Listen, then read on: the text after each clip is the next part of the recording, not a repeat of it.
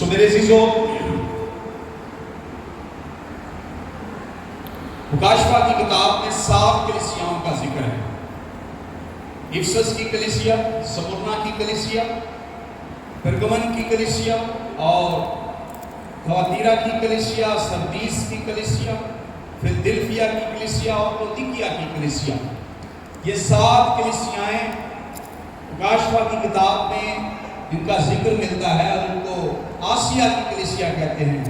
آسیہ جو ہے ایک صوبہ تھا ترکی کا، موجودہ ترکی کا ایک صوبہ تھا جس میں یہ 7 کلیسیائیں موجود تھی، اور ان کا آغاز 35 عیسوی سے ہوتا ہے۔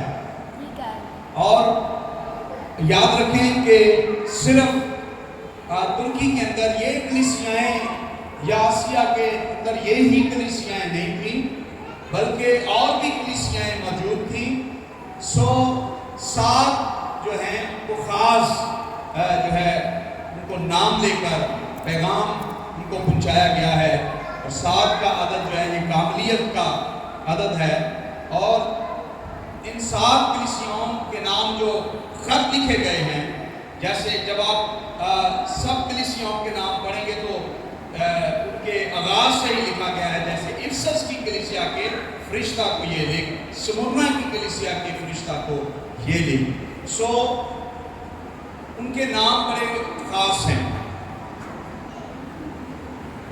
اور جب ہم ان کا مطالعہ کریں گے تو ہمیں پتہ چلے گا کہ ان کے نام جو ہیں ان کے کام اور ان کے کردار کے ساتھ ان کا بڑا تعلق ہے۔ آج ہم افسس کی کلیسیا کے خط کا مطالعہ کریں گے۔ 7 کلیسیاؤں کے بارے میں 6 باتیں جو ہیں ہم ان کے اوپر غور کریں گے۔ کلیسیا کا نام، اس کلیسیا میں مسیح کا تعارف، اور پھر کلیسیا کے کاموں کی تعریف جو ہے کی جاتی ہے۔ چوتھی بات، کلیسیا میں خامیاں جو ہیں ان کی نشاندہی خداوند کرتے ہیں۔ پھر کلیسیا کو خاص نصیحت کی جاتی ہے، اور چھٹی بات جو ہے کلیسیا کے لیے اجر کیا ہے۔ یہ 6 باتیں ہیں۔ ان 6 باتوں میں ہم ہر کلیسیا کے پیغام کو سیکھیں گے۔ سب سے پہلی بات جو ہے، اس کلیسیا میں جو اس کلیسیا کو پیغام دیا گیا ہے، اس میں اس کا نام ہے۔ کیا ہے جی؟ اس کا نام ہے۔ افسس کی کلیسیا کے فرشتہ کو یہ لکھ، افسس، بائبل مقدس میں آپ افسیوں کا ایک خط پڑھتے ہیں۔ اعمال کی کتاب جب آپ پڑھتے ہیں 17واں، 18واں اور 19واں باب افسیوں کی کلیسیا کے واقعات بیان کرتا ہے۔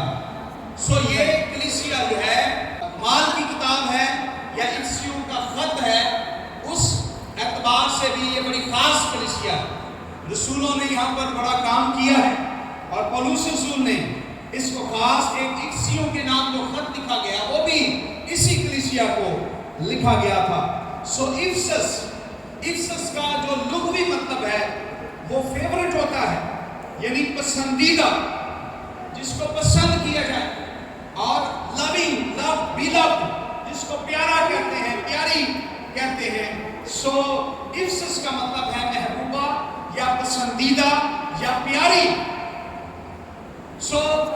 آپ اس کلیسیا کے اندر جو اندر میسیج پڑھیں گے وہ محبت کے تعلق سے ہوگا۔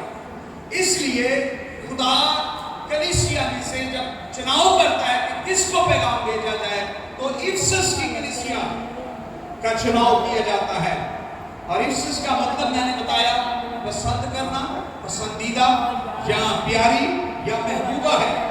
اور جغرافیائی طور پر یہ کلیسیا جو ہے ترکی، موجودہ ترکی ملک کے اندر یہ اس کا قیام تھا، اور یہ ایک بہت بڑا شہر تھا۔ اس میں بہت بڑی تجارت کی جاتی تھی، اور یہ ایک ایسا شہر تھا کہ اس وقت میں رومی امپائرز یعنی رومی حکومت سے یہ اپنے آپ کو آزاد کروا چکے تھے۔ یہ ایک آزاد شہر تھا، اور اس کا جو اس کلیسیا کا جو قیام ہے وہ 35 سے لے کر 100 عیسوی کے درمیان میں ہوا۔ اور اس شہر کے اندر ارتمس دیوی کا ایک بہت بڑا مندر تھا، اور یہ تجارت کے اعتبار سے اور اس دیوی کا مندر ہونے کے اعتبار سے اس شہر کی بڑی جو ہے اس کی کہنے کے لیے بڑا مشہور تھا، اس کی مقبولیت تھی، اور اسی شہر کے اندر کلیسیا بھی قائم تھی، اور اس کلیسیا کے بارے میں ہم آج سیکھیں گے اور دیکھیں گے کہ خداوند اس کلیسیا کو کیا پیغام دے رہا ہے۔ اور اس کا نام، جیسے میں نے کہا کہ ہر کلیسیا کا نام اس کے کاموں سے ریلیٹڈ ہے، ہر کلیسیا اپنے کاموں کے سبب سے پہچانی جا رہی ہے۔ اس لیے خدا نے 7 کلیسیاؤں کو چنا ہے، کیونکہ ان کے پیغام ان کے نام کے ساتھ ریلیٹڈ ہے۔ اور دوسری بات ہم دیکھتے ہیں کہ کلیسیا میں، یعنی اس کلیسیا کو خداوند اپنا تعارف کیا کرواتا ہے۔ یہاں پر ہم پہلی آیت دیکھتے ہیں، لکھا ہے کہ جو اپنے دائنے ہاتھ میں 7 ستارے لیے ہوئے ہے اور سونے کے 7 چراغ دانوں میں پھرتا ہے، وہ فرماتا ہے۔ کلام جو ہے کرنے والا اپنا تعارف کروا رہا ہے۔ مسیح اپنا تعارف کلیسیا کو، افسس کی کلیسیا کو تعارف یہ کرواتا ہے کہ اس کے دائنے ہاتھ میں ستارے ہیں اور وہ چراغ دانوں میں پھرتا ہے۔ اب یہ ستارے کیا ہیں یا چراغ کیا ہیں، یہ پہلے باب کی 20 کی آیت میں لکھا ہے، یعنی ان 7 ستاروں کا بھید جنہیں تو نے میرے دائنے ہاتھ میں دیکھا تھا، ان سونے کے 7 چراغ دانوں کا بھید کیا ہے؟ وہ 7 ستارے تو 7 کلیسیاؤں کے فرشتے ہیں، اور 7 چراغ دان 7 کلیسیاں ہیں۔ دائنے ہاتھ میں جو ستارے ہیں، خداوند فرماتا ہے کہ میرے ہاتھ میں کیا ہے؟ ستارے ہیں دائنے ہاتھ میں۔ تو یہ خداوند کے فرشتے جو کلیسیاؤں کے پیشوا، لیڈر، کاہن، پاسٹرز ہیں، ان کے بارے میں بتایا گیا کہ وہ خداوند کے ہاتھ میں ہیں۔ اور کلیسیا کے بارے میں لکھا ہے کہ کلیسیا میں خداوند پھرتا ہے۔ اس بات سے، اس خط سے ہم سیکھتے ہیں کہ کلیسیا کا چاہے پاسٹر ہے یا کلیسیا کا کوئی فرد ہے، وہ خداوند کے اختیار میں ہے۔ اور آپ میرے ساتھ دیکھیں پطرس کا دوسرا خط، اس کا پہلا باب اور اس کی 21ویں آیت سے۔ پطرس کا دوسرا خط، اس کا پہلا باب اور اس کی 20ویں اور 21ویں آیت لکھا ہے، اور پہلے یہ جان لو کہ کتاب مقدس کی کسی نبوت کی تعبیر کسی کے ذاتی اختیار پر موقوف نہیں ہے۔ پاسٹرز ہوں، کاہن ہوں، کلیسیا کا کوئی فرد ہو، وہ کلیسیا میں اپنے طور سے، اپنے ذاتی اختیار سے نبوت نہیں کر سکتا۔ لکھا ہے کہ کتاب مقدس کی کسی نبوت کی بات کی تعبیر جو ہے کسی کے ذاتی اختیار پر موقوف نہیں ہے، کیونکہ نبوت کی کوئی بات آدمی کی خواہش سے کبھی نہیں ہوئی، بلکہ آدمی روح القدس کی تحریک کے سبب سے خدا کی طرف سے بولتے تھے۔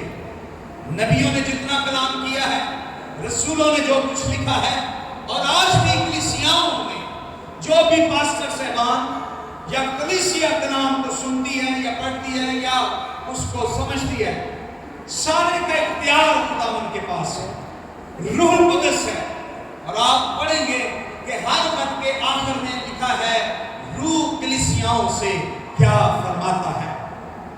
کسی نبوت کی بات کی تعبیر آدمی کے اختیار میں نہیں ہے، اس لیے خدا تعارف کرواتا ہے کہ فرشتے، پاسٹرز، کاہن اس کے ہاتھ میں ہیں، اور وہ خود کلیسیا کا مالک ہے جو کلیسیا میں رہتا ہے، چراغ دانوں میں پھرتا ہے۔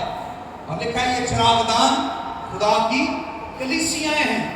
اور متی کی انجیل 18واں باب 20ویں آیت بیان کرتی ہے، جہاں 2 یا 3 میرے نام سے جمع ہیں، میں ان کے بیچ میں ہوں۔ متی 28 اس کی 20 آیت، دیکھو میں دنیا کے آخر تک ہمیشہ تمہارے ساتھ ہوں۔ خداوند یسوع مسیح کے ہاتھ میں فرشتے، یعنی چرواہے، پاسٹر، پادری صاحبان، بشپ صاحبان، چاہے وہ کسی بھی لیڈرشپ سے تعلق رکھتے ہیں، وہ خداوند کے اختیار میں ہیں۔ नबूवत की कोई बात आदमी के इख्तियार में नहीं है, इसलिए फरिश्ते और काहिन खुदावंद के इख्तियार में हैं और वो खुद अपनी कलीसिया के अंदर रहता है, वो कलीसिया के साथ हमेशा रहेगा। और चिराग दानों में फिरना, बाइबल मुकद्दस का जब हम बगौर मुतालिया करते हैं तो हमें पता चलता है, बात की किताब, खरूज की किताब और शरीयत की जो किताबें, इनका जब हम मुतालिया करते हैं तो हमें पता चलता है ये काहिनों का काम हुआ करता था कि वो चिरागदानों में रोशनी जलाते, बखूर जलाते, पाक तरीन मकाम में वो फिरते थे। सो इस बात से जाहिर होता है कि खुदावंद यीशु मसीह काहिन आज़म है, सरदार काहिन है, सबसे बड़ा काहिन जो कलीसिया में फिरता है।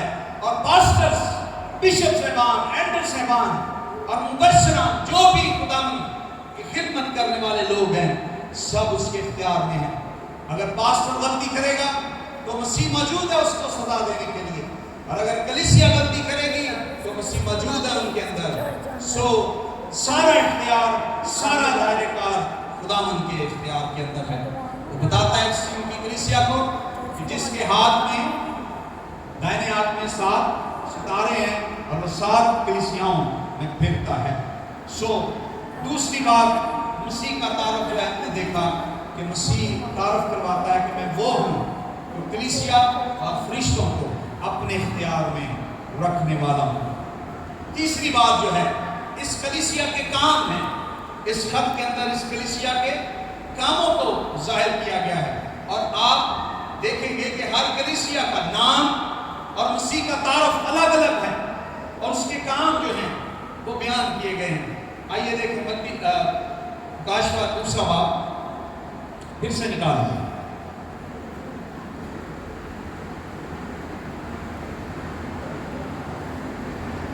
पांच काम यहां पर बयान किए गए हैं कलीसिया और उन कामों की तारीफ की गई है। ये वो काम है जो जिनकी तारीफ की गई है। दूसरी आयत से लिखा है, मैं तेरे काम और तेरी मुशक्कत और तेरा सब्र तो जानता हूं।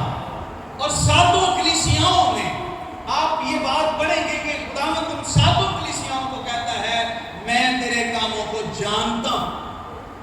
ये लफ्ज आप पढ़ेंगे, जानता हूं। सो क्या है उनके काम? तीसरी आयत की, तू सब्र करता है और मेरे नाम की खातिर मुसीबत उठाते उठाते थका नहीं। छठी आयत, अलबत्ता तुझ में ये बात तो है कि तू नतीजों के कामों से नफरत रखता है जिनसे मैं भी नफरत रखता हूँ। खुदावंद 5 कामों का यहाँ पे जिक्र करता है। पहला जो काम है, जो पहली चीज है, वो है मैं तेरे काम को जानता हूँ। इसको जानता हूँ, तेरे काम को। आप ज़बूर 139 और उसकी पहली और दूसरी आयत देखें। खुदावंद कलीसिया के कामों को जानता है। खुदावंद हमारे कामों को जानता है। जरा ज़बूर 139 और उसकी पहली और दूसरी आयत में लिखा है, ऐ खुदावंद तूने मुझे जांच लिया और पहचान लिया, तू मेरा उठना बैठना जानता है, तू मेरे ख्याल को दूर से समझ लेता है। और आगे भी आप पढ़ते जाएं, मेरे रास्ता की, मेरी ख्वाबगाह की छानबीन करता है, मेरी सब रविशों से वाकिफ है। खुदावंद मेरे कामों को जानता है। खुदा हम में से हर एक के काम को जानता है। खुदा तारीफ करता है इस कलीसिया की कि मैं तेरे कामों को मैं जानता हूं, तेरे काम। और फिर ये भी दूसरी बात, मैं तेरी मुशक्कत को जानता हूं। जो मेहनत तू खुदावंद के लिए करता है, मेरे लिए करता है, मैं उसको जानता हूं। और मेहनत के लिए यहाँ पे जो मुशक्कत के लिए लफ्ज इस्तेमाल हो, उसका मतलब है अनथक मेहनत, जांफशानी करना, डट कर खुदावंद का काम करना, हर हालात में और दुश्मन का मुकाबला करके खुदावंद के लिए काम करना। पहला ग्रंथ में उसका 15वां बाब देखिए जरा, पहला ग्रंथ उसका 15वां बाब और उसकी 58वीं आयत, बस ऐ मेरे अजीज भाइयों साबित कदम रहो और खुदावंद के काम में ہمیشہ افزائش کرتے رہو، کیونکہ یہ جانتے ہو کہ تمہاری محنت خداوند میں بے فائدہ نہیں ہے۔ خداوند آپ کی محنت کو، آپ کی مشقت کو جانتا ہے، اور اس لیے یسوع مسیح فرماتے ہیں متی کی انجیل کے 11ویں باب کی 28ویں اور 29ویں آیت میں، اے محنت اٹھانے والوں اور بوجھ سے دبے لوگوں میرے پاس آؤ۔ خداوند ہماری مشقت کو، ہماری محنت کو جانتا ہے، وہ ہمارے کاموں کو جانتا ہے، نمبر 1 ہماری مشقت کو جانتا ہے، ہماری محنت کو جانتا ہے، اور نمبر 2 وہ ہمارے صبر کو جانتا ہے۔ کس کو جانتا ہے؟ صبر وہ نہیں کہ ہم ہاتھ پر ہاتھ رکھ کر بیٹھے خداوند کا انتظار کر رہے ہیں، نہیں، دکھ اٹھانے والی کلیسیا، دکھ اٹھانے والی کلیسیا، دکھوں میں زندگی گزارنے والی، اور ان دکھوں میں، ان حالات میں، مشکلات میں بھی خداوند پر بھروسہ کرے، خدا کے لیے کام کرے، اور پھر اس کا انتظار کرے۔ آئیے اس کے لیے حوالہ دیکھیں کہ میں تیرا صبر جانتا ہوں۔ تسلیکیوں کا پہلا خط، اس کا پہلا باب 30 ہے۔ تسلیکیوں کا پہلا خط اور اس کا پہلا باب اور اس کی 30 آیت لکھا ہے، اور اپنے خدا اور باپ کے حضور سے تمہارے ایمان کے کام اور محبت کی محنت اور اس امید کے صبر کو بلا ناغہ یاد کرتے ہیں۔ یہ تینوں باتیں پولس رسول نے اس آیت کے اندر لکھی جو یسوع مسیح نے یہاں پر بیان کی۔ یسوع نے یہاں کام کا ذکر کیا، مشقت کا ذکر کیا، محنت کا ذکر کیا، اور پھر صبر کا ذکر کیا۔ پولس رسول اس آیت میں بیان کرتا ہے، وہ کہتا ہے تیرے ایمان کے کام اور محبت کی محنت اور امید کا صبر، یعنی تیری امید نہیں ٹوٹی، تیرا ایمان نہیں ٹوٹا، تیری محبت نہیں ٹوٹی، ایمان بھی قائم ہے، محبت بھی قائم ہے، امید بھی قائم ہے، اور صبر کر کے کہتا میں بلا ناغہ یاد کرتا ہوں۔ سو خداوند ہمارے کام کو، ہماری مشقت کو، ہمارے صبر کو جانتا ہے۔ ایسا صبر جو امید پیدا کرتا ہے ہمارے لیے۔ خدا ایسے صبر کی تعریف کرتا ہے، خدا ایسے کام کی تعریف کرتا ہے جو ہم ایمان کے ساتھ کرتے ہیں، اور خدا اس مشقت کی تعریف کرتا ہے جو ہم محبت کے ساتھ کرتے ہیں۔ کسی ڈر سے یا ہم کسی مجبوری کے تحت خداوند کے حضور میں، اس کے کھیت میں محنت نہیں کر رہے، ایمانداری کی زندگی اس لیے نہیں پسند کر رہے کہ ہمیں کوئی مجبوری ہے یا ہمارے اوپر کوئی پریشر ہے، کوئی دباؤ ہے۔ خداوند کی ہمارے اندر محبت ہے جو ہم سے مشقت اور محنت کرواتی ہے۔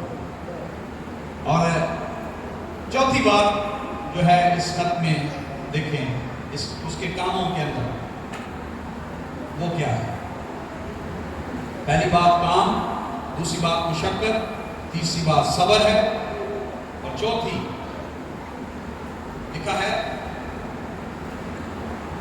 تیرا صبر تو جانتا ہوں، اور یہ بھی کہ تو بدوں کو دیکھ نہیں سکتا۔ تیرا بدکاری کے ساتھ یا گنہگاروں کے ساتھ اٹھنا بیٹھنا نہیں ہے، تو ان کو برداشت نہیں کر سکتا، بدوں کے ساتھ اٹھتا بیٹھتا نہیں ہے۔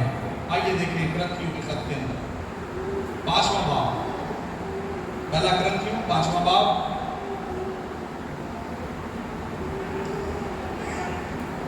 11ویں آیت سے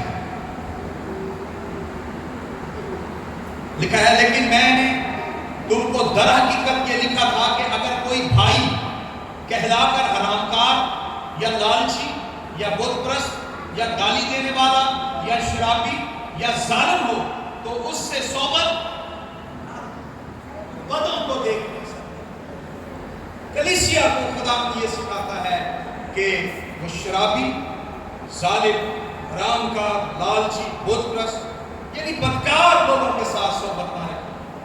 اور زبور کی کتاب میں لکھا ہوا ہے کہ وہ شخص مبارک ہے جو خطا کاروں کی راہ میں کھڑا نہیں ہوتا، ٹھٹھا بازوں کی مجلس میں نہیں بیٹھتا، تو بدوں کو دیکھ نہیں سکتا۔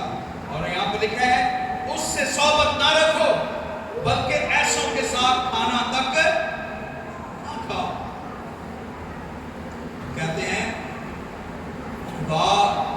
کلیسیت تو محبت سکھاتی ہے، تو یہ وہی شخص ہے جو محبت کا پورا 13واں باب لکھ دیتا ہے. وہ یہ کہہ رہا ہے کہ ایسوں کے ساتھ کھانا بھی نہ کھاؤ، بری صحبت میں نہ پڑو. سو خدا اس کلیسیا کی یہی تعریف کرتا ہے کہ تم بدوں کے ساتھ شریک نہیں ہوتا. 5ویں بات جو خدا اس کلیسیا کو کہتا ہے، اس کے کام کی تعریف کرتا ہے، وہ 6 آیت کے اندر ہے، اور وہ نکولیوں کے کام ہیں. اور یہ جو نکلی تھے ان کے بارے میں تاریخ بتاتی ہے کہ نکلاؤس ایک آدمی تھا جس نے یہ تحریک چلائی کہ جو مسیحی ایماندار مسیح میں آتے تھے، یہ رسولوں کا ایک شاگرد تھا.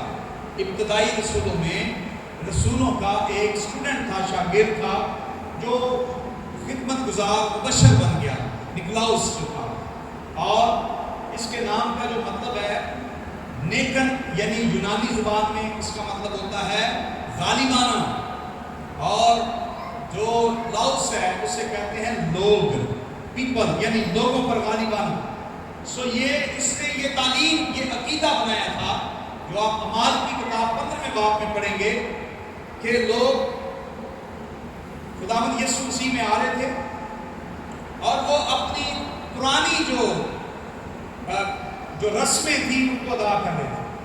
وہ قربانیوں کا گوشت کھاتے تھے، وہ گلے گھونٹے، جو گلے گھونٹ کر، زبانی گلا گھونٹ کر جن کو مارا جاتا، خون اندر ہی رہ جاتا تھا، ان کا گوشت کھاتے، اور غیر قوموں کی قربانیوں کے اندر شریک ہوا کرتے تھے. اور زناکاری، حرام کاری ان کے اندر کوئی بڑی بات نہیں. اور یہ تعلیم دیتے تھے کہ بت پرستی کرنا اور بھی مذہب کے نبیوں کو اور ان کی درگاہوں پر اور ان کے مندروں میں وہ جانا، وہ کہتے تھے آپ جا سکتے ہیں آزادی کے ساتھ، آپ مسیح میں آ گئے ہیں، اب آپ کو چھوٹ مل گئی ہے. پولس رسول کہتا ہے کہ ہم اس لیے گناہ کریں کہ ہم پر فضل زیادہ ہو، فضل کے وسیلہ سے. سو یہ بات خداوند فرماتے ہیں کہ تو نکیلیوں کے سے کاموں سے کیا کرتا ہے؟ نفرت کرتا ہے.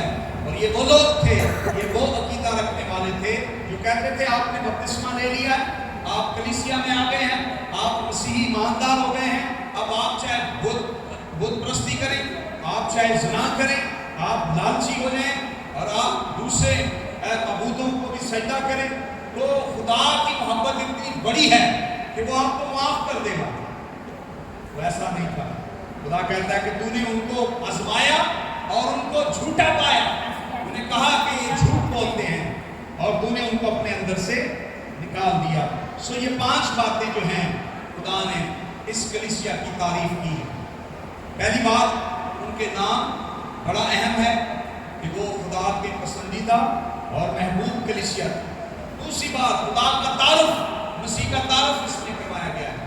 تیسری بات، کلیسیا کے کام جو ہیں ان کی تعریف کی گئی، جو اچھے کام ہیں خدا ان کی تعریف کرتا ہے. خدا نے ایوب کی تعریف کی کہ نہیں کی؟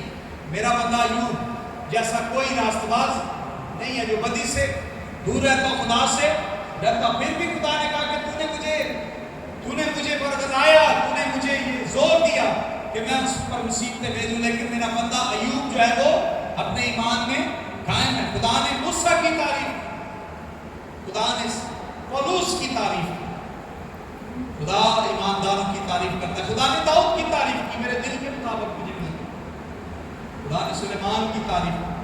خدا اپریشیٹ کرنے والا خدا ہے. اگر آپ خداوند کے لیے کچھ کریں گے، خدا آپ کو اپریشیٹ کرے گا، خدا آپ کی تعریف کرے گا.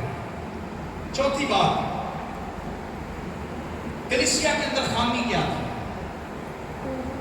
چوتھی آیت پڑھیں، دوسرے باب کی چوتھی آیت لکھا ہے، مگر مجھ کو تجھ سے یہ شکایت ہے کہ تو نے اپنی پہلی سی محبت چھوڑ دی.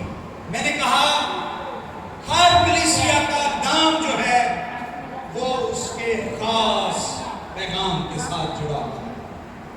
کلیسیا پسندیدہ کلیسیا تھی، پیاری کلیسیا، محبت کرنے والی، جو خدا سے محبت کرتی اور خدا کلیسیا سے محبت کرتا.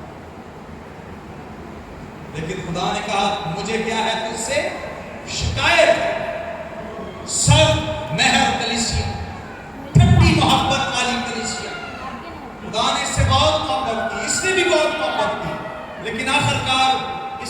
محبت جو ہے یہ ٹھنڈی پڑ گئی۔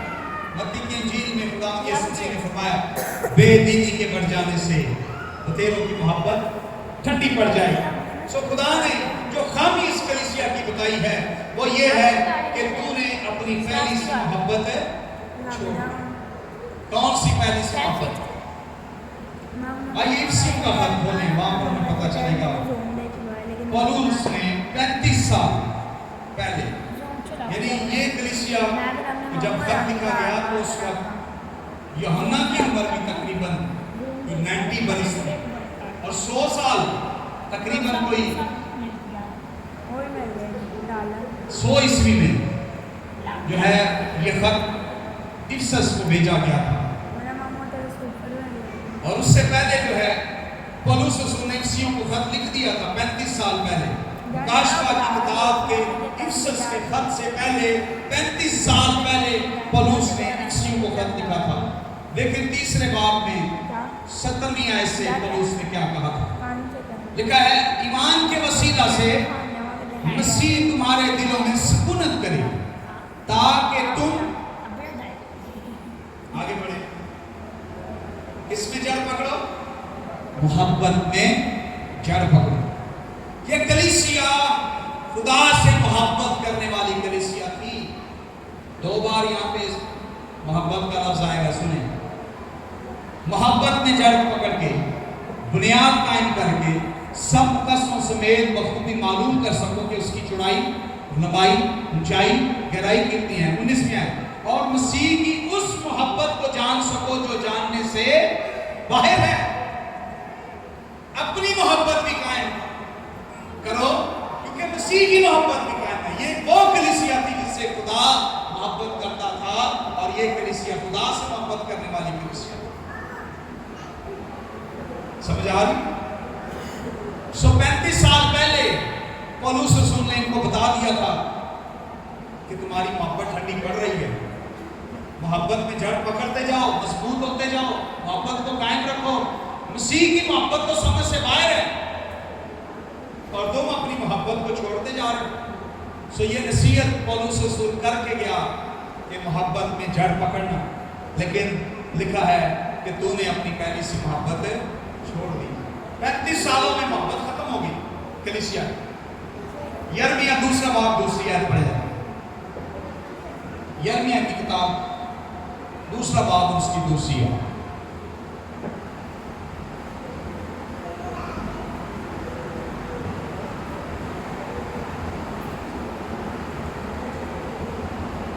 جی لکھا ہے تو جا اور یروشلم کے کان میں پکار کر کے کہ خداوند یوں فرماتا ہے کہ میں تیری جوانی کی الفت اور تیرے بیاہ کی محبت کو یاد کرتا ہوں، جو تو مجھ سے محبت رکھتا تھا۔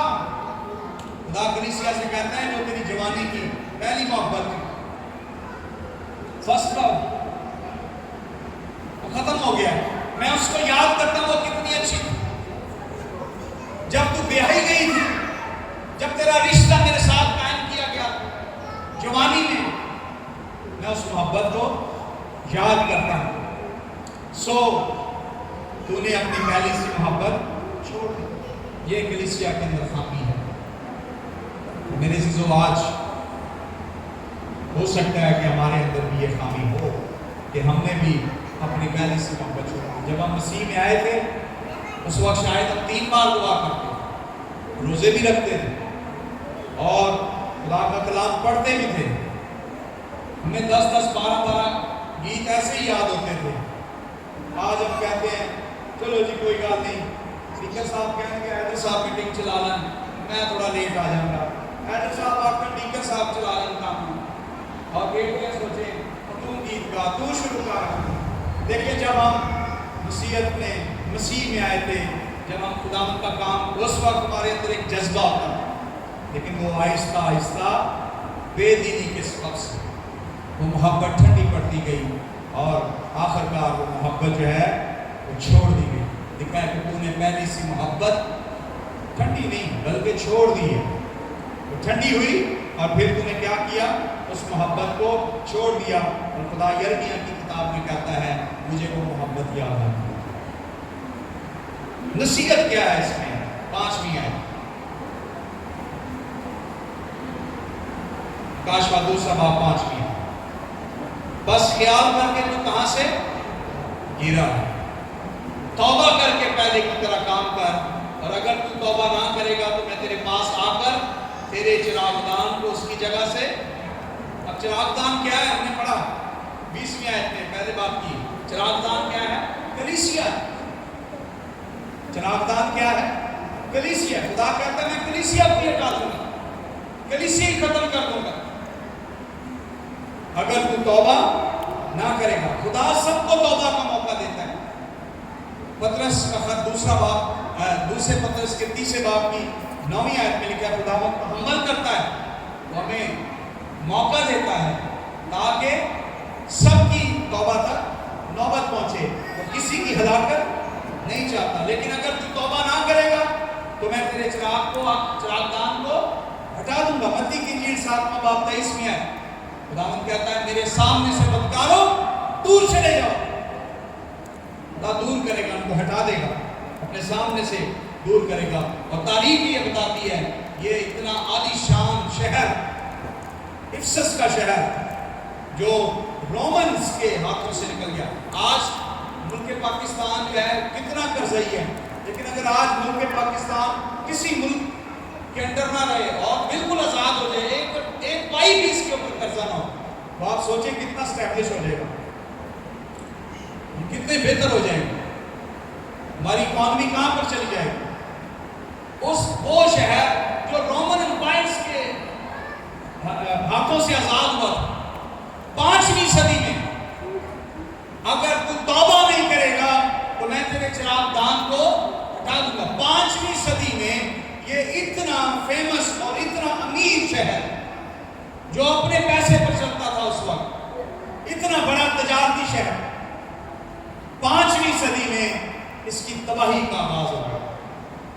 इसका पैसा गिर गया, कर्जई हो गया, बिजनेसमैन इसके दिवालिया हो गए और ये नीचे आता गया, कोई इसमें तजारत करने के लिए नहीं आ रहा था। और होते होते होते होते 14वीं सदी में ये शहर बिल्कुल खंडर हो गया, वीरान हो गया। आप आज इफिसस को गूगल कर लीजिएगा, आपको वहां पर सिर्फ इसके खंडरात मिलेंगे। और ये आज लोगों के रहने के लिए ये शहर नहीं है, तुर्की में आज भी मौजूद है। अगर तू तौबा नहीं करेगा तो मैं आकर तेरे चिरागदान को हटा दूंगा। मेरे अजीजों, मैं आपको ये बात बता देना चाहता हूं, तकरीबन तो 200 साल हुए हैं, 200 साल हुए हैं हम मसीहत में आए हैं, 200 साल हुए। अगर आप चर्च पाकिस्तान चर्च हिस्ट्री से वाकिफ हैं तो मिशनरी कहां पर आए थे पता है आपको? भैया रूम मिशनरी कहां आए थे जी?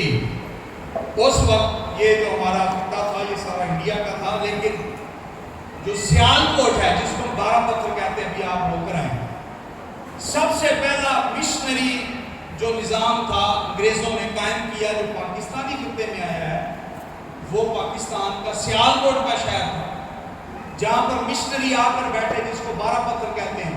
आप पढ़ कर आए होंगे उस चर्च के ऊपर कौन सा सन लिखा हुआ, 1800 आगे लिखा 200 साल हो गया। तो वहां से सियालकोट के गिरदोनवा और गुजरांवाला के गिरदोनवा के अंदर क्रिश्चियंस थे सबसे पहले। हम जितने भी क्रिश्चियन हैं, आप अपने आबाओ अजदाद को देखेंगे, जब पीछे जाते जाएं उनकी लड़ियां जो है ना जाके जिला गुजरांवाला से मिलेगी और सियालकोट से जाके मिलेगी। हम सब की जिला गुजरांवाला या सियालकोट, क्योंकि क्रिश्चियनिटी जो है पाकिस्तान में इन्हीं शहरों में आई, और पाकिस्तान में कोई सिख जो है वो किसी नहीं था, सब इधर मुर्दार खाने वाले और निचली जात के लोग जो थे। लेकिन अगर इफिसस का शहर आज बर्बाद हो गया और आज वहां पर एक भी मसीह चर्च नहीं है, इफिसस की बात कर रहे हैं, अगर हम भी तौबा नहीं करेंगे तो एक वक्त ऐसा हो सकता है कराची शहर में से मसीह को खत्म हो जाए। बड़ी बात नहीं है। लिखा अगर तू तौबा नहीं करेगा और पहले की तरह काम नहीं करेगा तो मैं आकर चिरागदान को उड़ा दूंगा। कितने ऐसे लोग, मैं मिसाल के साथ आपको समझाता हूँ। खुदा ना खास्ता इस्माइल गोट में पिछले दिनों में बहुत मसला हुआ जगह। कितने चर्च हैं? 4-5 चर्च हैं और मसीही घराने कितने? 300 में। तो अगर इन सबको निकाल दें तो कल हम कह सकेंगे ना कि इस्माइल गोट से मसीहत खत्म, कोई चर्च नहीं, कोई मसीह। बस अगर तू तौबा ना करेगा तो मैं तेरे चिरागदान को उड़ा दूंगा। और इफ्सस से बिल्कुल कलीसिया का नाम निशान खत्म हो गया। इफ्सियों का खत उनको लिखा गया, पौलुस रसूल खुद उस इलाके में गया। मैंने बताया 17, 18, 19 बाप पढ़े तो सारे विजिट जो है रसूलों का वो उसी इलाके के अंदर है। लेकिन क्या है कि वो आज खंडर बना हुआ है। अगर हम भी तौबा नहीं करेंगे तो हम भी कलीसिया से आउट हो सकते हैं, खुदावन के बगन से खारिज हो सकते हैं। छठी और आखिरी बात, कलीसिया का अजर क्या है? लिखा है कि जिसके काम को सुनने के रूप कलीसियाओं से क्या फरमाता है, जो गालिब आने वाला है उसके लिए अजर है। उसके लिए अजर क्या है कि मैं उसे खुदावन के फरदौस में जो जिंदगी का दरख्त लगा हुआ है उसमें से फल खाने को दूंगा। और जिंदगी का दरख्त जो है जो खुदावन के फरदौस में लगा हुआ है, इसका जिक्र जो पैदाइश की किताब 2 बाब और उसकी 9वीं आयत में है। लिखा है और खुदा ने हर दरख्त को जो देखने में खुशनुमा और खाने के लिए अच्छा था जमीन से उगाया और बाग के बीच में हयात का दरख्त लगाया और नेकोबद की पहचान का दरख्त लगाया। खुदा ने ये दरख्त जिसका जिक्र यहाँ पर काशफ की किताब में पढ़ते हैं, पैदाइश की किताब में ये दरख्त जो है बाग अदन के अंदर लगाया। और फिरदौस जो है ऐसे बाग को कहते हैं जो चारों तरफ से घेरा बाउंड्री वाल हो और उसके अंदर घने दरख्त फूल फल हो हर तरह के, और वो हरा भरा और ठंडा हो, बिल्कुल ठंडा हो, गर्मी उसमें बिल्कुल ना आती हो, धूप उसमें बिल्कुल ना आती हो, उसे बाग कहते हैं। और बाग को यूनानी जुबान में जो लफ्ज़ आती है उसमें फिरदौस जो है उसके लिए लफ्ज़ इस्तेमाल होता है। और फिर मुकाशफा की किताब और उसके 22वें बाब में जो है इस जिंदगी के दरख्त का जो है हमें जिक्र मिलता है। 22वें बाब की दूसरी आयत में लिखा है और दरिया के मार पार जिंदगी का दरख्त।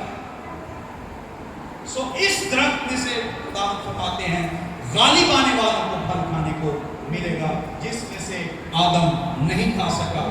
पैदाइश की किताब 30 बाब की 22वीं आयत में लिखा है खुदा ने कहा देखो इंसान नेकोबद की पहचान में हम में से एक भी मानद हो गया, अब कहीं ऐसा ना हो कि वो अपना हाथ बढ़ाए और हयात के दरख्त में से भी कुछ खाए और हमेशा जीता रहे। उस दरख्त में से खाने वाला हमेशा जीता रहेगा। और फिर खुदा ने उसके गिर्द जो है 16 तलवार रखी, उसकी हिफाजत की। लेकिन गालिब आने वाले, तौबा करने वालों और खुदा से मोहब्बत रखने वालों के लिए जो है खुदा उसकी राहें खोलेगा और वो जिंदगी के दरख्त में से खाएंगे। और फिरदौस जो है ये खुदावंद की हजूरी को जाहिर करता है। जैसे यीशु मसीह ने डाकू से कहा कि मैं तुझसे सच कहता हूँ कि तू आज ही मेरे साथ फिरदौस में होगा। ये खुदावंद की हजूरी है।